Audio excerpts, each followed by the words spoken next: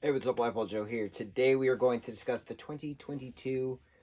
I don't even know what production company made this. It's called Slayers. I saw it on Hulu and I was like, oh, horror comedy. And Abigail Breslin's in it, Malin Ackerman's in it, and I'm like, this is gonna be great. And horror comedy with Abigail Breslin, I was like, bro, she was incredible in Scream Queens. Scream Queens 1 and Season 2 were flawless. And I was like, yo, this is gonna be epic. It was one of the worst things I've ever seen in my entire life.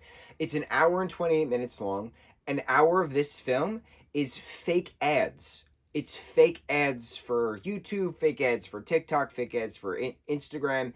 It's just a fake advertisement for these streamers, these influencers, these various multi-million followed individuals who are invited to this compound run by these vampires because these two brother and sister combo have the blood of the vampires and they need to do a transfusion for everlasting life continuation things. That concept alone is fine, but an hour and 28 minutes for this film, and an hour of this film was just fake advertisements. It was so stupid. I don't know how I don't know how to properly articulate how dumb this film was, and it's so unfortunate because you have such a great talented cast of individuals playing these characters who are just complete dumb idiots the entirety of the show. But like, the blood scenes were fine. It was just so cheesy, it was so corny, it was just like characters paused for laughter kind of a thing. It was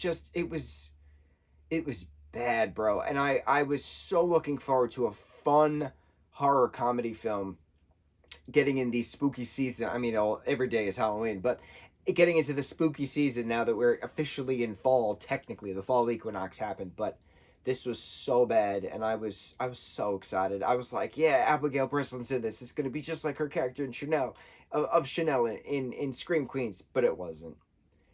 And that's my own fault for assuming. It's my own fault for assuming. Hulu and Netflix are interesting because they're hit or miss, and sometimes you don't know if you're watching an indie film or not, or like a student film, and you start to watch it and you're like, oh, I'm not in the mindset for this. But even if I was in the mindset for a student film, for an indie film, regardless, it was so horrible. An hour of this film was just fake advertisements. What's the point? What's the point? I don't understand it. I don't understand it. It was irrelevant. I'm never gonna speak anything positive about this thing. It was so bad. It was so bad. I watched it.